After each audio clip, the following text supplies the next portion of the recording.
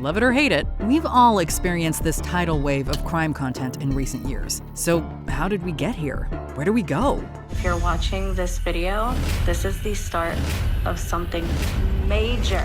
Welcome to WatchMojo series, The Evolution of True Crime. In this episode, we'll be exploring the rise and fall and rise of the true crime genre.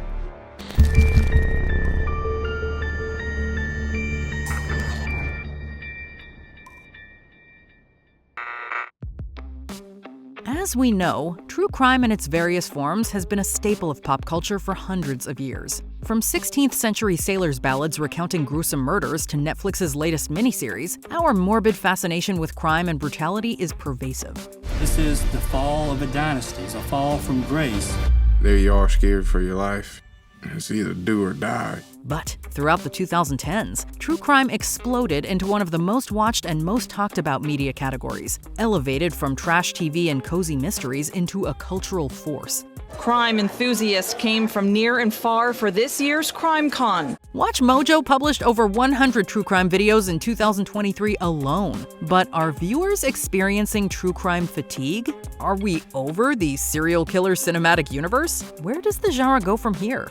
A 2022 study found 34% of American adults who listened to a podcast in the last year said they regularly consume true crime podcasts. The same study found that true crime was the most common topic between the highest-rated podcasts on Apple and Spotify. I did listen to Serial and I loved it. I'm on episode 5, maybe? I'm halfway in. Another 2022 study found that half of Americans admitted to enjoying true crime, with 13% citing it as their personal favorite. Murder show, I'm gonna watch a murder show. Late night true crime, this is my relaxing time. But with popularity comes greater scrutiny. The more a topic is discussed, the more viewers seek to unpack its nuances, like in this miniseries, for example. So let's talk about where true crime is at today. We can look back at landmark works like In Cold Blood and Thin Blue Line as benchmarks of modern true crime. But let's be serious. The true crime boom got real in the 2010s.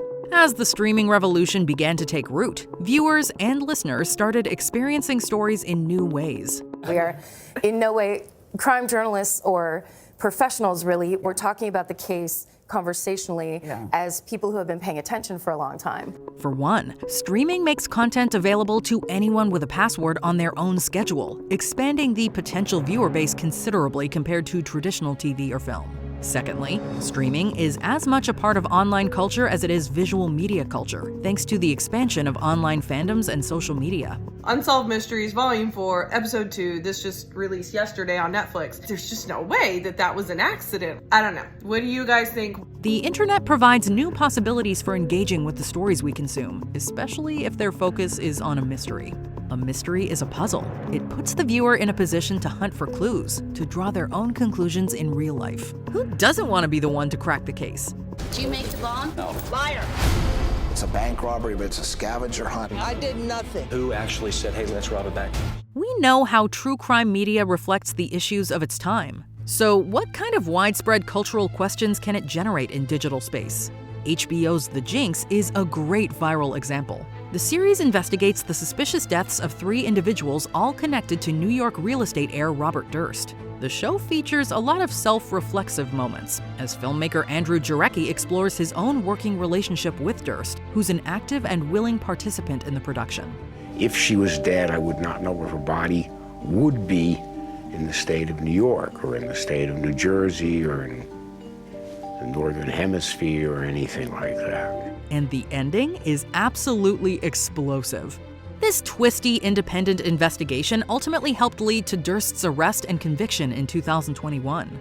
The internet was lit aflame by the series finale, some hailing it as one of the most shocking moments in TV history. But what is of note for us here is the discourse it generated in digital space. Fans carried topics that are usually limited to academia, such as body language analysis and objectivity in nonfiction storytelling, into the mainstream. His tics are increasing. So that's showing that his anxiety is ramping up a little bit, his concern for what's happening. There's an issue here. That's an indicator of him lying at this point. Making a Murderer is another example. This milestone series generated major discussions about mental health and criminal responsibility, documentary ethics, and bias in police work. Over 500,000 people signed an online petition to the White House in 2015, advocating for a pardon for central character Stephen Avery. We're thankful that the story's finally out, the stuff that was shoved out of court. Showed them that we're out here fighting for them and that their injustice won't go unnoticed. These are not necessarily activists or people linked to the case, but viewers who were moved by what they saw in the show. And that is the true power of nonfiction storytelling. Viewers are made to feel as if they have the complete story, an encyclopedia of the facts. And in an online context, fans find themselves in a position to take some level of action, to post something, to join an advocacy group, to get active in a forum, to sign a petition, to feel as though they too can be a participant in the execution of justice. Lambert began looking into what happened to Kristen, chasing down leads and tracking down anyone with information. I didn't know how many people were going to listen, but I knew that I could try to do a small part.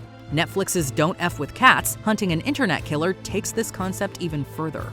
The series covers the internet sleuth-driven quest to identify an anonymous poster of animal cruelty videos, later identified as murderer Luca Magnotta. The core of this story is how random people online were able to identify this elusive figure, using clues from his videos. Oh, that looks exactly like the Petro-Canada gas station that I see in the photo, Luca. And guess what? That large gray cement apartment building is directly behind it. Modern true crime often questions the effectiveness of the criminal justice system, and this series empowers the independent PI roleplay that the internet makes possible. Anyone can be a detective, or even better than a detective, stepping in when the police can't do their job. He was the journalist behind a podcast downloaded by millions that delved into Lynette Dawson's disappearance in 1982. It prompted new witnesses to come forward who've now testified in Chris Dawson's murder trial. The internet allows viewers to themselves become part of the stories they consume. This isn't necessarily a bad thing, of course. The outcome of Don't F with Cats was positive, but this does mark an evolution. And what's interesting is how fresh technology brings new life to the content-consumer relationship in true crime, to the way audiences explore gruesome cases from a distance or try to crack a whodunit. Her story and its mystery captivating the nation. Each new development being followed with clues and explainers by people on social media. Some actually helping detectives put the pieces together. These are classic devices of mystery and true crime, but the internet allows consumers to dig far deeper into the nitty-gritty of the case at hand, easily accessing photos, archival documents, official reports, and bouncing ideas off other aficionados. Her death was undoubtedly brutal. And now it seems like there is a shift happening with people saying that now that they've seen the crime scene photos, they don't believe that Dee Dee deserved that. True crime fans now have far greater and deeper means to connect with it. This is inherently related to why we see a true crime explosion in this era. Podcasts are another tech innovation that contributes to this explosion. Radio may be somewhat passé, but the format makes content a hell of a lot more accessible when you're not planted in front of a screen. The podcast Serial, for example, is a major player in this true crime wave, an absolute phenomenon. The first podcast to win the Peabody Award, it holds a world record for the most downloaded podcast of all time. They like complicated stories about complicated people who do complicated things. Serial helped popularize true crime in podcast form, and its innovative storytelling kept viewers waiting with bated breath for the next reveal. This is another example of true crime being led by independent researchers, seeking to uncover problems with the system. And I've done all the reporting around him, so tons of soldiers, friends and family, people in the State Department, White House, just sort of like all over the place to try to figure it out. In the case of Adnan Syed, the central figure of season 1, Serial's popularity got absolutely everyone talking about his case, and the investigation ultimately helped change its outcome. Now, a judge in the United States has quashed the murder conviction of an American man whose case gave rise to the true crime podcast Serial. The Jinx, Making a Murderer, and Serial all debuted within about a year of each other. But let's talk about a different true crime sensation given life by streaming, Tiger King. They can't find his body. Okay, we believe that she fed him to the tigers. At a moment when everyone was suddenly stuck indoors, no work, no social life, Tiger King provided the exact niche story that could only be called comforting given the timing of its release, March 2020. This series has everything: murder, conspiracy, illegal zoos, mullets. Its home on Netflix allowed for a nostalgic collective viewing experience. As everyone's lives were flipped, seemingly everyone was also watching Tiger King. I've devoured all 7 episodes and I'm still craving more. So we've gathered some of the key players for a look back at the twists and turns of the Tiger King saga. The so-called streaming revolution has carried the new wave of true crime by expanding its viewer base and viewers' ability to immerse themselves in these stories from the comfort of their own homes, especially in 2020 when we were literally stuck there. But what are the downsides of this genre explosion in the digital age? It's important that we talk about victim experience here. Are the victims of true crime stories ever really done justice through their representation? And what about the surviving families of victims? I did watch it. I felt it was over the top. They didn't need to present it the way that they did. I think it was insensitive for the way it was done. I think they glamorized it. We've already seen how shows like Monster, the Jeffrey Dahmer story, delve into the mystique of a murderer's mind. And yes, several of his victims are depicted in the show. But really, the series is not about them. Their identities, their lives, and the tragedy of their stories are not the center of the show. The focus remains on Dahmer himself. And so, there emerges a cycle of re-victimization, where the real-life victims are killed off for show, while the murderer gets a Netflix-backed famous actor deep dive. I sort of started with a blank slate with Dahmer. I wanted it to be very authentic, but in order to do that, I was going to have to go to really dark places. The real victims are just plot devices in Jeffrey Dahmer's show. While it's contested by creator Ryan Murphy, we reached out to about 20 of the victims' families and friends, trying to get input, trying to talk to people, and not a single person responded to us in that process. Multiple families of Dahmer's victims claim they were never contacted prior to the show airing in 2022. And the way he told the movie and showed the movie and lied about him contacting us, he didn't contact none of us. And he said that he did. Ryan Murphy. As Eric Perry, the cousin of Dahmer victim Errol Lindsay, said, quote, "We're all one traumatic event away from the worst day of your life being reduced to your neighbor's favorite binge show."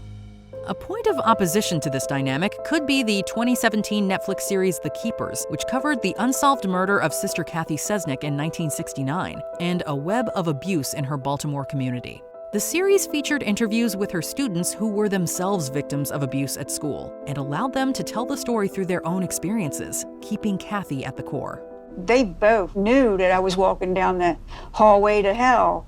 And but then I think of Sister Kathy and I think, well, maybe they were scared to death that he was going to kill them. This created space for Kathy's story to be told without re-victimizing those involved and sensationalizing their trauma for profit. The narrative belongs to them and is recounted from their perspectives. And this is really the core ethical concern of true crime writ large. Is it fair to survivors of these tragedies to have their private lives and intimate family moments aired on TV? Mindy Pendleton, stepmother of Robert Mast, who was murdered in 2015, recounted begging the producers of Netflix's I Am a Killer to not feature their story. The episode aired without her permission or participation and featured his murderer detailing her side of the story. The episode was not about Robert, but about his killer through a lens of curiosity. I made the choice. I took his life, and there's nothing I can do to undo it. Victims' families have also cited the traumatizing effects of having their killed loved ones' lifestyle, decisions, risks, relationships, and so forth scrutinized in the public eye by armchair detectives with no real connection to the case. This victim-blaming notion, what did the woman do to bring this upon herself? What did she wear? Why did she put herself in that position? And this is an age-old question in nonfiction media. What responsibility do we have to the truth? What responsibility do we have to the real-life people and events we cover? There isn't really such a thing as pure truth in media, because what viewers are shown is filtered through so many layers of perception.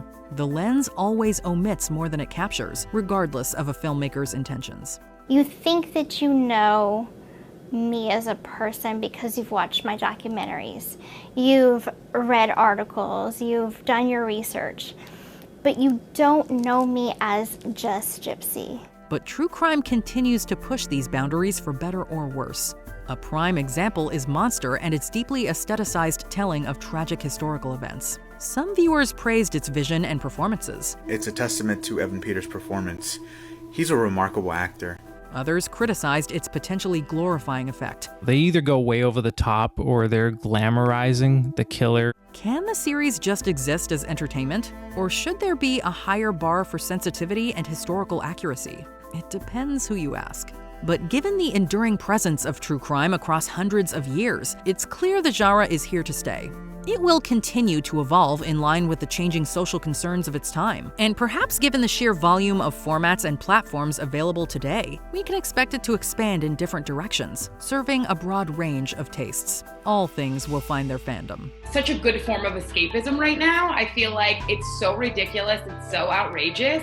With that being said, the ethics of true crime remain up for debate and deeply subjective.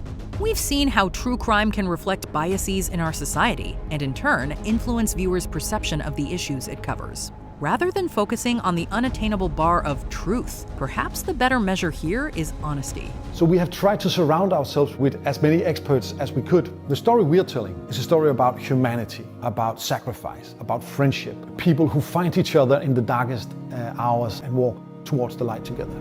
Does the creator tell us the limits of their research? Does the content polarize characters into good guys and bad guys? Who are you made to identify with in the story? Then again, if you're just along for the ride and want to enjoy a juicy mystery, that's okay too. We're all fans here. But at the end of the day, it's important to keep in mind that these juicy mysteries were not just written to entertain us. They are the stories of real people who lived through very real events, and they could happen to you too. Check out this other recent clip from WatchMojo, and be sure to subscribe and ring the bell to be notified about our latest videos.